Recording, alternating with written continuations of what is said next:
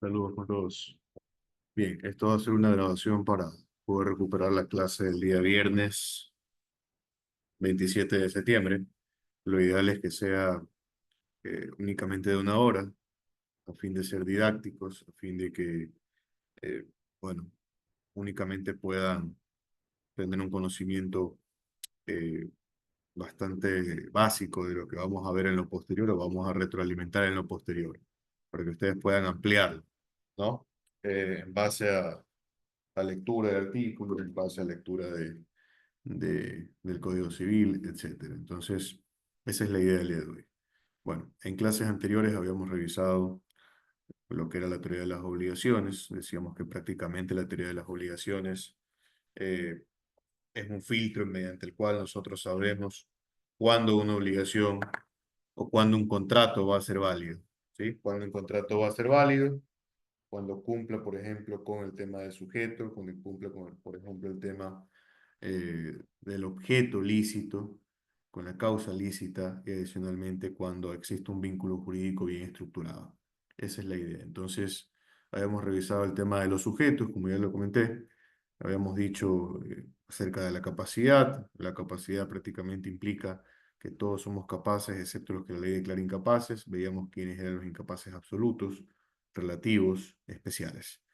Bien, posterior a aquello, eh, tendríamos que ir con el siguiente subtema dentro del sujeto, como es el consentimiento. ¿Sí? Cuando un sujeto tiene consentimiento, es decir, cuando está de acuerdo con que se suscriba un contrato. Bien, para esto, en primer lugar, es importante traer a colación que el vocablo consentimiento proviene de los términos en latín cum, que significa unión en compañía, y del verbo sentire, que significa sentir, percibir. Entonces, por su etimología y uniendo a este prefijo y este sufijo, significaría estar de acuerdo o pensar de manera unánime. Bien, el consentimiento constituye el elemento esencial para la existencia de un contrato. Si no existe consentimiento, simplemente no hay acuerdo de las partes y por ende no hay un contrato de por medio. Bien, decíamos que el consentimiento se diferencia del término voluntad, porque la voluntad es unilateral, mientras el consentimiento es bilateral. Al decir unilateral a voluntad, implica, por ejemplo, que yo quisiera suscribir un contrato con un tercero, pero si el tercero no quiere suscribir un contrato conmigo, se quedaría meramente en mi voluntad. Bien, entonces, la voluntad unilateral, cuando se funden ambas voluntades, se constituye como un consentimiento. ¿Sí? Por ejemplo, si hablamos de un testamento es completamente voluntario, porque depende exclusivamente, o se plasma la voluntad, porque depende exclusivamente del testador. En cambio, si hablamos de un contrato, no se perfecciona únicamente por la voluntad, sino que tiene que existir un consentimiento de por medio. Por ejemplo, un contrato de compraventa. Tanto el vendedor tiene que tener la voluntad como el comprador debe tener la voluntad, y uniéndose ambas voluntades, recién ahí es que se forma el consentimiento. Y por el hecho del consentimiento, entenderemos que el contrato, siempre y cuando tenga un objeto lícito, por supuesto, eh, va a ser considerado como válido. Bien, entonces es importante también traer a colación el artículo 1461, numeral 2 del Código Civil, que prevé que para que una persona se obligue a otra por un acto o declaración de voluntad, es necesario que consienta en dicho acto o declaración y su consentimiento no adolezca de vicio. Entonces, estamos haciendo alusión a vicios. Estamos haciendo alusión a vicios cuando hablamos de consentimiento.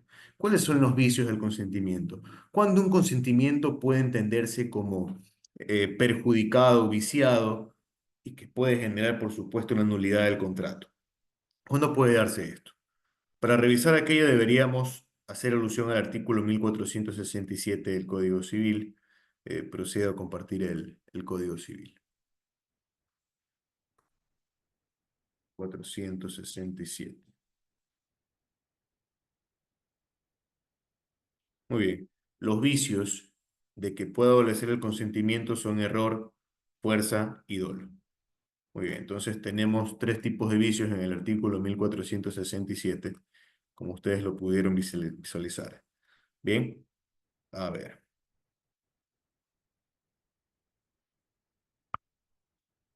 Muy bien, error, fuerza y dolo. ¿Qué es el error? Vamos a analizar uno por uno.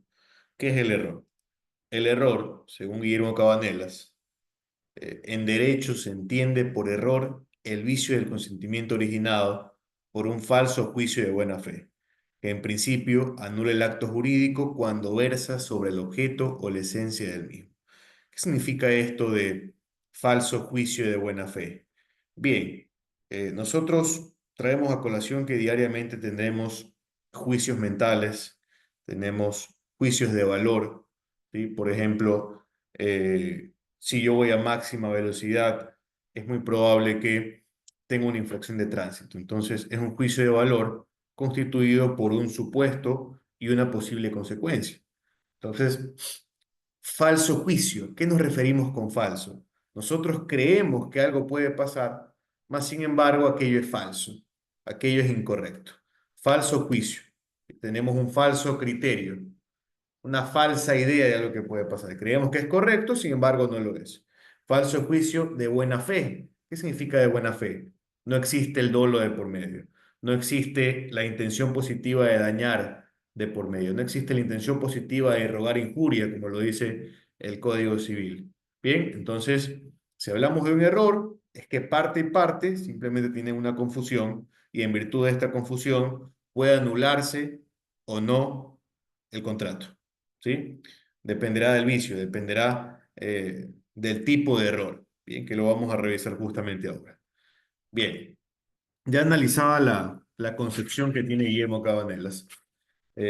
Como lo decía, el error puede generar o no nulidad del contrato. Puede generar o no vicio del consentimiento. Bien, ahora deberíamos revisar cuáles son los tipos de errores. Tenemos el error de hecho y tenemos el error de derecho. Vamos a ver el error de derecho. Bien, Eh, vamos a dar lectura al artículo 1468 del Código Civil. El error sobre un punto de derecho no vicia el consentimiento. ¿Cómo decimos que el error recae sobre un punto de derecho? Bien, bastaría con un ejemplo. Imaginémonos, imaginémonos que el día de mañana Juan José Torres quiere celebrar un contrato de compraventa con Pepito Pérez. Entonces, realizamos el contrato de compraventa. Resulta ser que Juan José Torres utilizó un formato antiguo referente a un contrato, me invento, un contrato de arrendamiento. Entonces, utilizó ese formato, modificó las partes correspondientes, mas sin embargo, dentro de de ese contrato de compra-venta, se encuentra un artículo referente al contrato de arrendamiento totalmente inadecuado, pues, ¿no? Para el contrato de compraventa. Más sin embargo, se constituye como un error de derecho. Es decir, un error en la invocación de las normas, una falsa invocación de normas jurídicas. Yo creía que esta norma jurídica correspondía a este contrato, cuando en realidad no corresponde. Bien, entonces, se suscribe el contrato de compraventa de por medio, ¿sí? Se vende, por ejemplo, el vehículo. Resulta que en lo posterior, Pepito Pérez me quiere reclamar a mi hijo José Torres, ¿no? Quiere solicitar la nulidad del contrato porque supuestamente hay un artículo referente al contrato de arrendamiento dentro de un contrato de compraventa, ¿sí? Supuestamente hay un artículo equivocado, lo cual, según o a la vista de Pepito Pérez, constituye nulidad del mismo o constituye un vicio en el consentimiento. Ahora, viene la pregunta de rigor. Viene la pregunta de rigor. Eh, si estuviere, si no estuviere, mejor dicho, ese artículo pudiera suscribirse normalmente el contrato. Y estando el artículo, se suscribe normalmente el contrato. Es decir, ninguna de las dos partes se basó en ese artículo correspondiente para poder firmar o no el contrato. Entonces, no se puede mencionar que ha viciado el consentimiento. No se puede mencionar que ha confundido alguna de las partes. ¿Verdad? Este error de derecho. Por ende, el Código Civil afirma que no tiene la gravedad desmesurada, pues, ¿no? Este error de derecho y que por tanto no corresponde o no genera la nulidad del contrato, porque no ha influido para nada en la decisión de ninguna de las partes. Esa es la concepción que tiene el Código Civil. Entonces, si Pepito Pérez me demanda, perdón, por nulidad del contrato, por este pequeño detalle que es el error de derecho, fácilmente yo podría sacarle el artículo 1468 y mencionar que el Código Civil no considera la gravedad correspondiente al error de derecho y que por tanto no genera nulidad en el contrato. Peor aún, vicia el consentimiento. Bien, entonces eso es referente al error de derecho. Ahora, ya visto el error de derecho, tendríamos que revisar lo que es el error de hecho. Bien, y para revisar el error de hecho, se abren varias aristas, como es el error de hecho sobre la especie del acto, el error de hecho sobre la identidad de la cosa, el error de hecho sobre las calidades de la cosa y el error de hecho sobre la persona. Vamos a revisar el error de hecho sobre la especie del acto. Bien, para esto voy a dar lectura al artículo 1469 del Código Civil.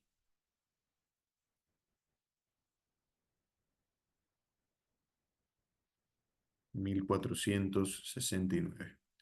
Correcto. El error de hecho vicia el consentimiento cuando recae sobre la especie de acto o contrato que se ejecuta o celebra como si una de las partes pudiera entenderse empréstito y la otra donación, o sobre la identidad de la cosa específica de que se trata, como si en el contrato de venta el vendedor entendiese vender cierta cosa determinada y el comprador entendiese comprar otra. Entonces, dentro de este artículo tenemos el error de hecho sobre la especie del acto y el error de hecho sobre la identidad de la cosa. Muy bien. Entonces, vamos a hablar acerca del error de hecho sobre la especie del acto. Ok. Error de hecho sobre la especie del acto. eh, También se denomina o se denominaba en derecho romano como error in negotio. Error in negotio.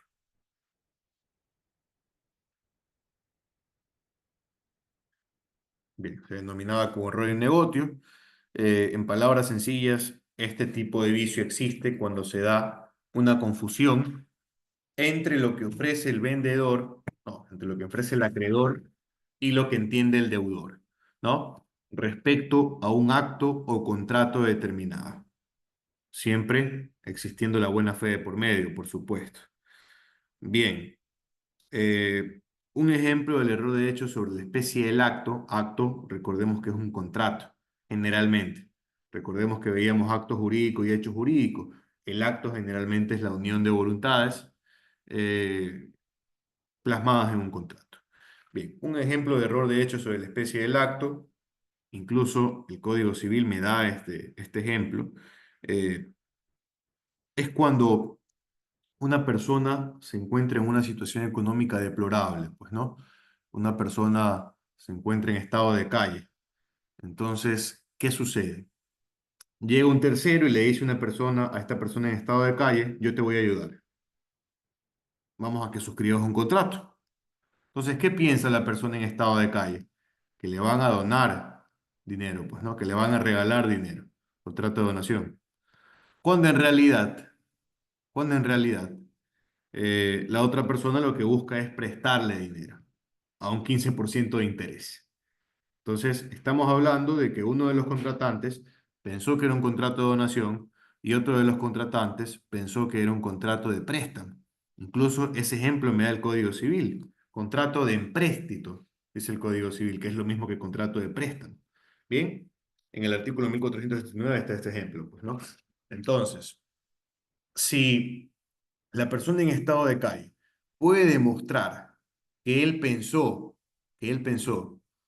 y que justamente las circunstancias pudieran confundirle, ¿sí? Que era un contrato de donación, estamos hablando de que efectivamente su consentimiento pudo haber estado viciado, pudo haber estado viciado. Entonces, este vicio, este error, de hecho, sobre la especie del acto, si se puede comprobar debidamente, obviamente aquí están las instituciones jurídicas. Sin embargo, en el aspecto procesal debe demostrarse, debe generarse una especie de ambigüedad, ¿no? Un vacío que pudo haber generado que las partes se confundan o una de las partes se confunda. ¿Sí? Entonces está el ejemplo de que una de las partes considera que es un contrato de préstamo y considera que la otra parte entendió perfectamente que era un contrato de préstamo. Mientras que la contraparte manifiesta es un contrato de donación y considera que la otra parte está suscribiendo un contrato de donación. Como lo digo, existe buena fe de por medio. ¿Sí? Entonces, si se puede comprobar en la vía procesal, si se invoca a esta institución jurídica debidamente, es que efectivamente puede darse un vicio del consentimiento y por tanto puede generarse la nulidad del contrato. ¿Sí? Correcto. Entonces, ese es el error de hecho sobre la especie del acto que sí genera nulidad del contrato, siempre y cuando pudiere comprobarse debidamente en la vía procesal. Muy bien. Tenemos también el error de hecho sobre la identidad de la cosa. ¿Qué pasa con el error de hecho sobre la identidad de la cosa? Es denominado en el derecho romano como error in corpore, error en el cuerpo, ¿no? En este caso también se encuentra en el artículo 1469. En este caso entendemos que el vendedor piensa que está ofertando una cosa, sin embargo, el comprador entiende que se está ofertando otra. Bien, cuando hablamos de error de hecho sobre la identidad de la cosa, estamos hablando de cosas bastante similares que no generan grandes diferencias entre ellas respecto a su naturaleza, respecto a su constitución, pues, ¿no? Por ejemplo, imaginemos que el día de mañana eh, yo pongo una publicación en OLX donde afirmo que estoy vendiendo un vehículo. No pongo el modelo del vehículo en el encabezado, simplemente digo estoy vendiendo un vehículo. ¿Sí? Pongo la foto del vehículo y resulta que hay un comprador, una persona que está revisando autos en OLX y él quiere un Aveo Family. Quiere un Aveo Family. Porque es el auto que tuvieron sus padres, etcétera. Tiene cuestiones sentimentales de por medio para poder comprar un Aveo Family.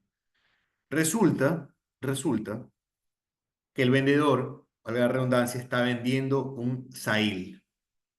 Entonces, el vendedor piensa que el comprador sabe que es un Sail.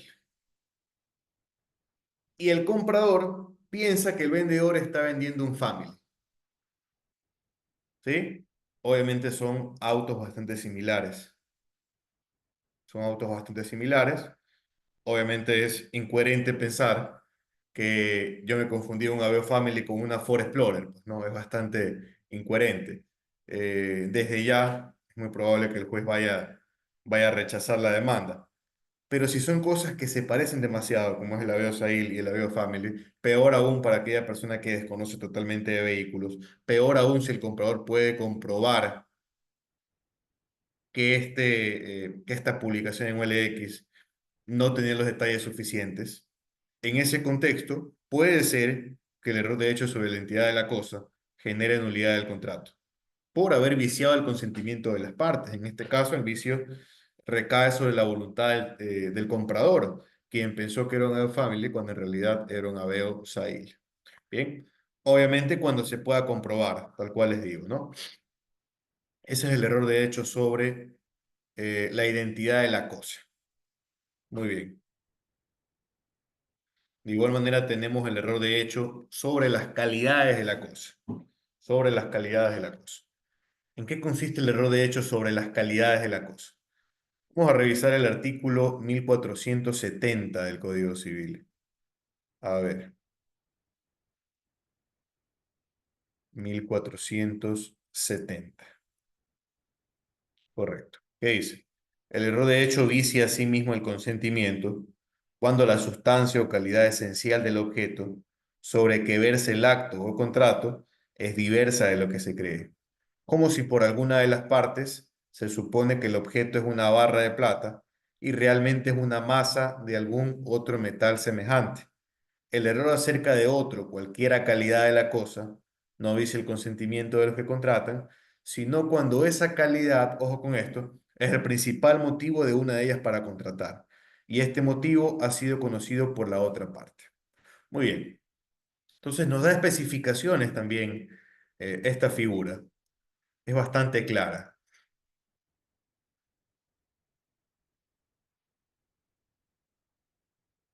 Vamos a ver. error de hecho sobre las calidades de la cosa. Este tipo de error se denomina como error insustancia, error en la sustancia. En el derecho romano le llamaban error insustancia.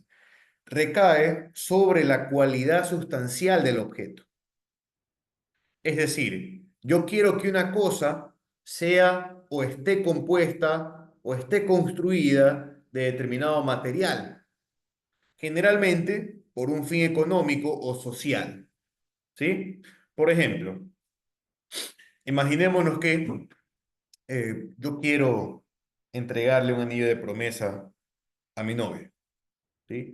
Yo tengo conocimiento que los anillos de promesa, no sé si me estoy equivocando, eh, son de plata, ¿verdad? Me invento, son de plata. ¿Qué sucede? Yo voy a una joyería y resulta que hay un anillo que es de acero inoxidable. Y yo digo a la persona, pues no, la persona que vende en la joyería, quiero un anillo de promesa. Entonces, el vendedor desconoce que es un anillo de promesa y dice, bueno, está bien, tengo este anillo acá. Entonces, el comprador tampoco conoce de materiales, simplemente sabe que los anillos de promesa son de plata. Resulta que el vendedor le entrega el anillo de acero inoxidable al comprador, pensando que eso es un anillo de promesa o que el anillo de promesa es un anillo cualquiera. Y el comprador agarra el anillo de promesa, agarra, perdón, el anillo de acero inoxidable, pensando que era de plata. Por tanto, ¿hubo mala fe? No, no se pudo comprobar la mala fe de ninguna de las partes, ¿verdad? Pero sí que existe un error sobre las calidades de la cosa. Existe un error. Ahora, ¿cuál es el fin social? Que ese anillo sea de promesa. No es un anillo simplemente como un regalo, es un anillo de promesa y tiene que ser de plata.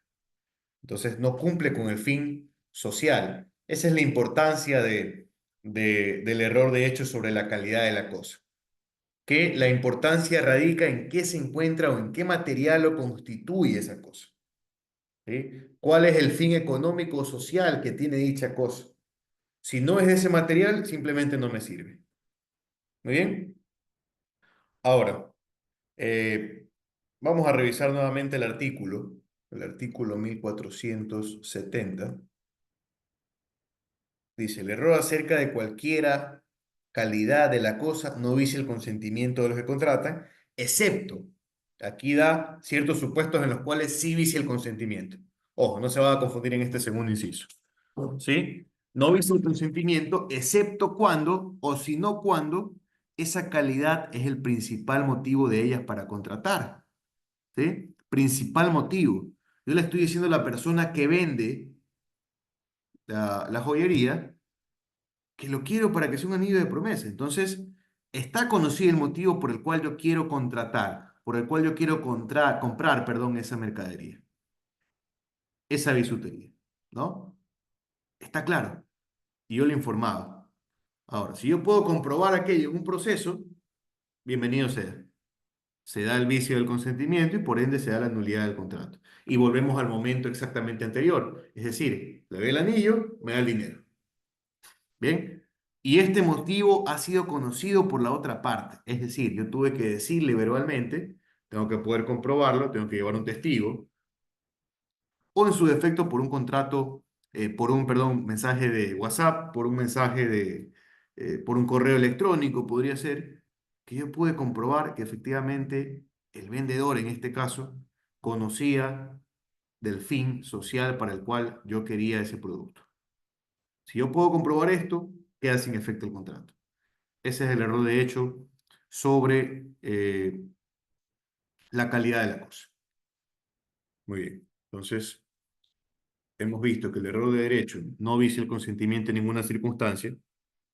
Hemos visto que el error de hecho sobre la calidad de la cosa sí vicia el consentimiento. Hemos visto que el error de hecho sobre la especie del acto, es decir, sobre el contrato, me confundí en el nombre del contrato, sí vicia el consentimiento. Hemos visto que el error de hecho sobre la identidad de la cosa, es decir, sobre la cosa que se está vendiendo, por ejemplo, me confundo de una cosa con otra. En ese contexto, sí se vicia el consentimiento, siempre y cuando pudiera comprobarse. Nos faltaría el error de hecho sobre la persona. Vamos a revisar. Muy bien. Error de hecho sobre la persona se encuentra en el artículo 1471 del Código Civil. Vamos a leerlo. El error acerca de la persona con quien se tiene intención de contratar no vicia el consentimiento, salvo que la consideración de esta persona sea la causa principal del contrato. Entonces, nuevamente, dice no vicia el consentimiento, pero no se confundan. No vicia el consentimiento, excepto, salvo que la consideración de esta persona sea la causa principal del contrato. Entonces, en ese caso, que la consideración de la persona sea la causa principal, ahí sí vicia el consentimiento. Eso es lo que me dice el error de hecho sobre la especie, sobre la persona, perdón. Pero en este caso, la persona con quien erradamente se ha contratado tendrá derecho a ser indemnizada de los perjuicios que de buena fe haya padecido por la nulidad del contrato. Muy bien, vamos a explicarlo.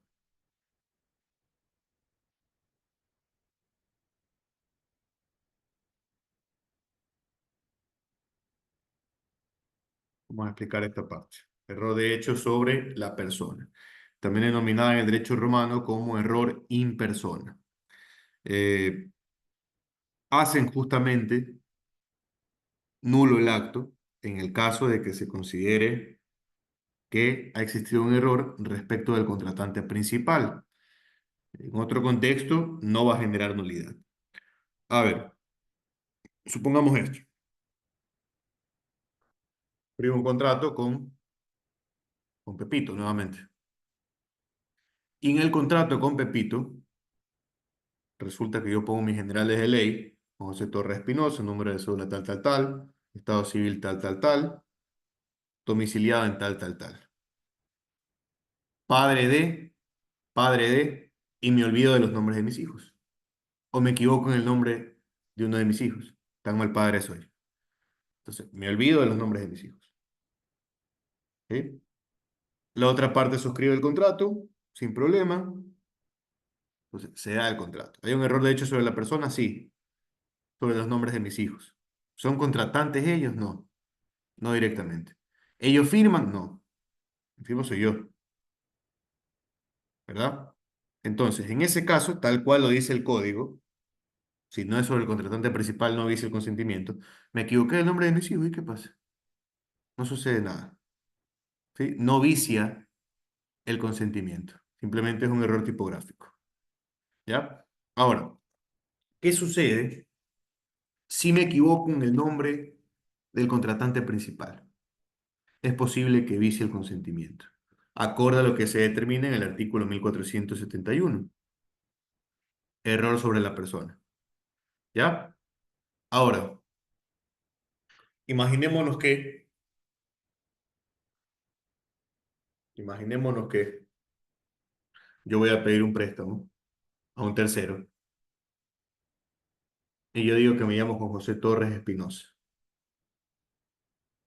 pero resulta que yo soy Espinosa con Z, ¿ya? La persona que me presta el dinero escribe Espinosa con S. Yo no pago el préstamo y resulta que demandan a Espinosa con S. Buscan los datos en el sistema de un Espinosa y está Espinosa con S. Entonces, lo demandan a él, erróneamente, sí, erróneamente. Entonces, en ese contexto se da la nulidad del contrato. Espinosa con S puede solicitar la nulidad del contrato para que no le cobren ni a él ni me cobren a mí tampoco. Que quede sin efecto el mismo. Y adicionalmente, y adicionalmente, el segundo inciso del artículo 1471 me da otra disposición. En este caso, la persona con quien erradamente se ha contratado, es decir, Espinosa con S, tendrá derecho a ser indemnizada de los perjuicios que de buena fe haya padecido por la nulidad del contrato.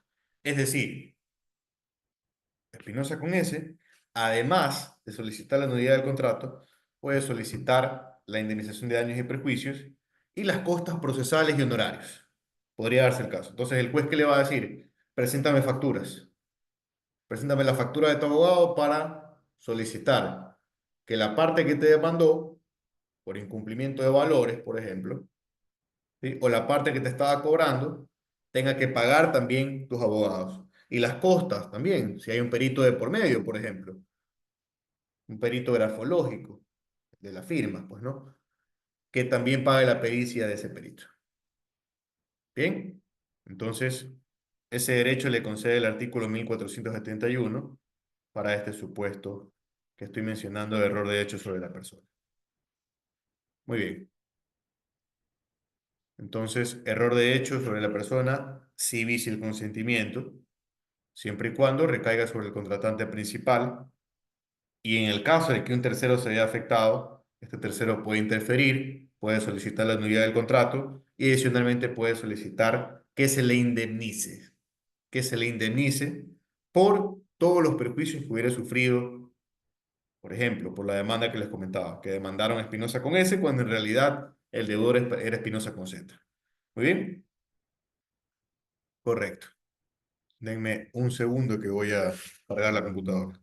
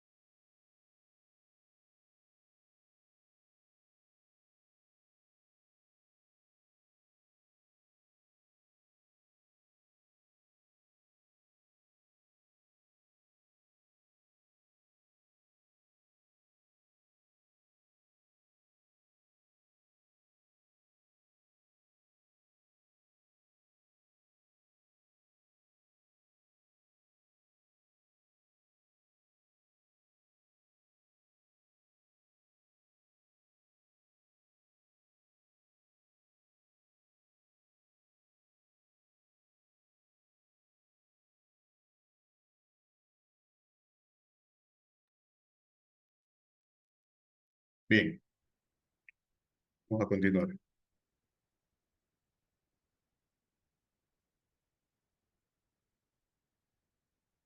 Ahora sí, tendríamos que definir de igual manera, ya habiendo revisado todos los errores, al menos a breves rasgos, obviamente sería importante su presencia justamente para poder argumentar y que puedan tener más preguntas respecto a los temas que han sido proporcionados. Eh, Tenemos los errores, que es el primer vicio del consentimiento. De igual manera, el segundo vicio del consentimiento sería la fuerza. ¿Qué pasa con la fuerza? Tendríamos que revisar el artículo 1472 del Código Civil. Bien, vamos a verlo.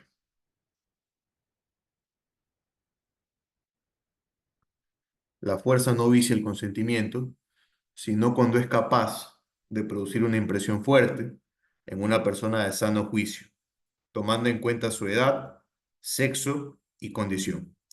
Se mira como fuerza de este género todo acto que infunde a una persona justo temor de verse expuestos a ella, su cónyuge o alguno de sus ascendientes o descendientes a un mal irreparable y grave. Entonces, vamos a desmenuzar poco a poco este artículo, esta institución jurídica.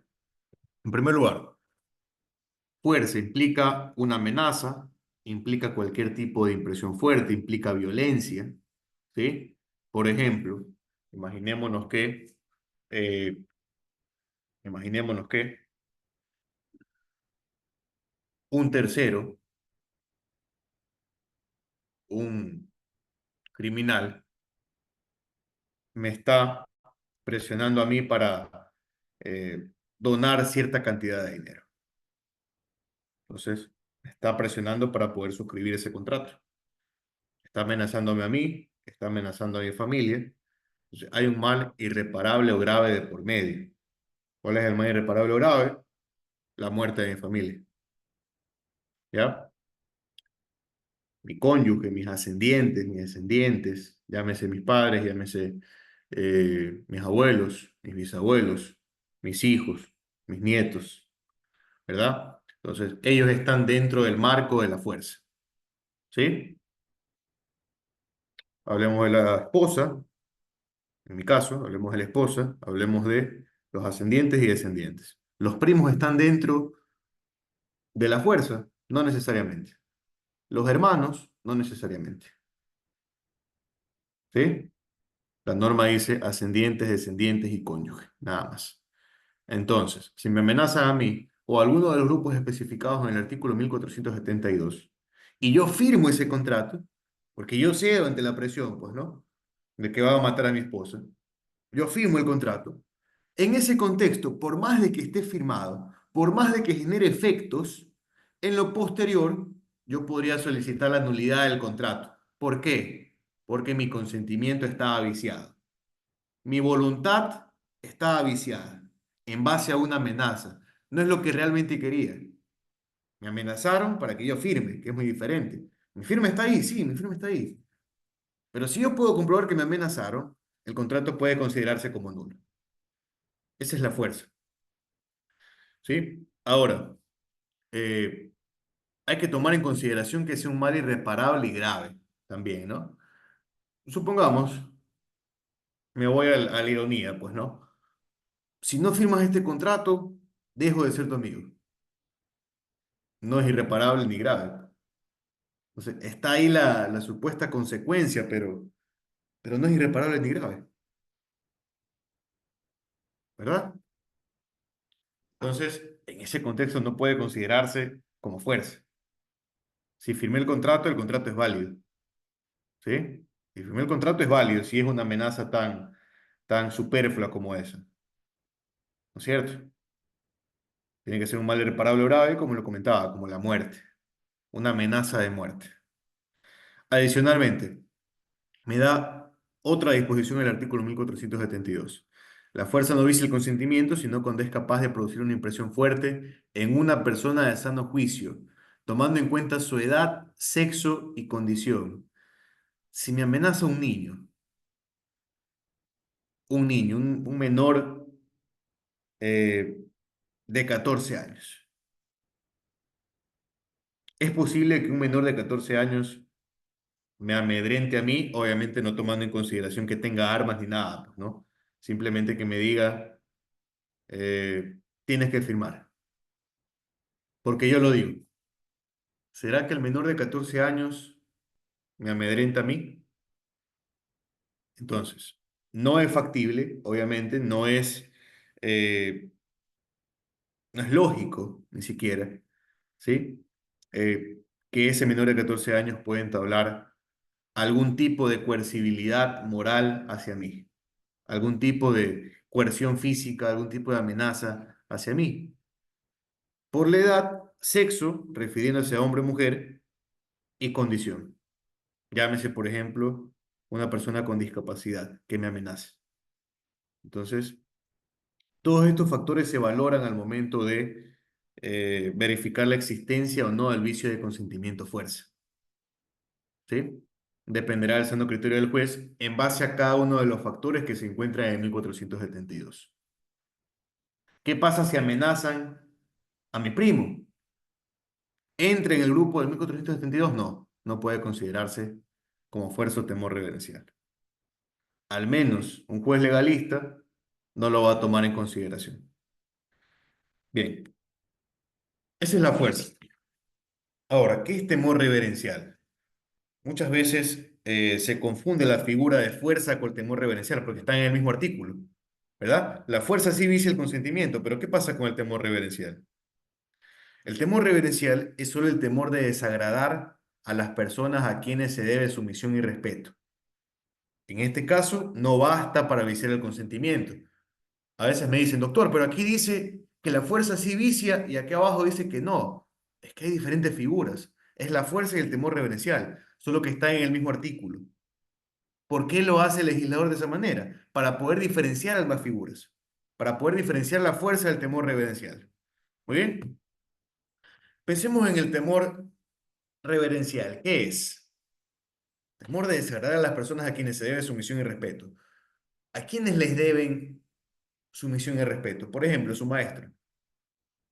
Es muy probable que el día de mañana yo les diga que vaya con unos libros de mi autoría a la universidad y les diga, si no compran mi libro, los dejo de año. Entonces, me deben sumisión y respeto. Si no compran mi libro, tienen temor de desagradarme, lo cual podría generar que yo los deje de año. Ustedes firman el contrato, supongamos, firman el contrato donde compran mi libro, supongamos que es un contrato, o supongamos que yo les estoy vendiendo un carro, ¿no? Vámonos a la maldad, les estoy vendiendo un carro, ¿ya? Ahora, ustedes en lo posterior podrían decir, aquí hay temor reverencial, por tanto que se dé la nulidad del contrato. No. ¿Por qué? Pero si es un chantaje, profesor. Sí, pero tenían más opciones.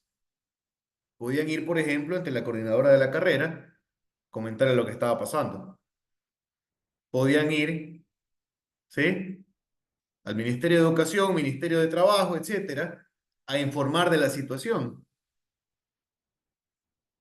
¿No es cierto? Entonces tenían más armas para poder defenderse. Yo no podía obligarlos, ¿sí? Podían defenderse. A diferencia del primer caso de la fuerza, en donde si a mí me amenazan, incluso si yo le digo a la policía, es muy probable que mate a mi esposo. Entonces, no me quedan más opciones. No me quedan más opciones. En cambio, en el temor reverencial, no hay una amenaza de por medio, pues. Simplemente hay un chantaje por parte del profesor. Hay un chantaje. Y esto no genera nulidad, no genera vicio del consentimiento, porque tengo otra opción que es ir a quejarme justamente de esta actuación. ¿Sí?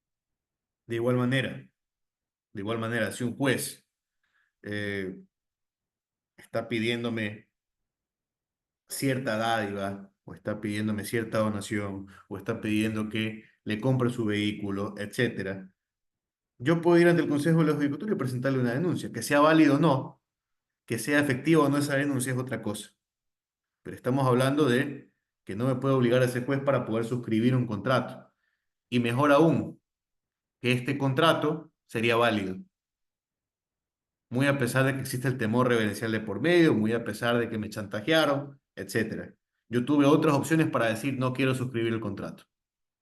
Y si se suscribe, simplemente es válido, porque no genera ningún tipo de vicio este temor reverencial. El contrato es válido. Entonces, hasta aquí nos vamos a quedar a fin de que puedan analizar la estructura de la clase, a fin de no perjudicarlos, no estar 2 horas aquí conversando sobre temas que tal vez no han entendido a cabalidad por la complejidad, ¿no? Por el error de hecho, error de derecho, son temas un tanto complejos para ustedes que se están familiarizando con aquello. Entonces, vamos a tener esta hora nada más.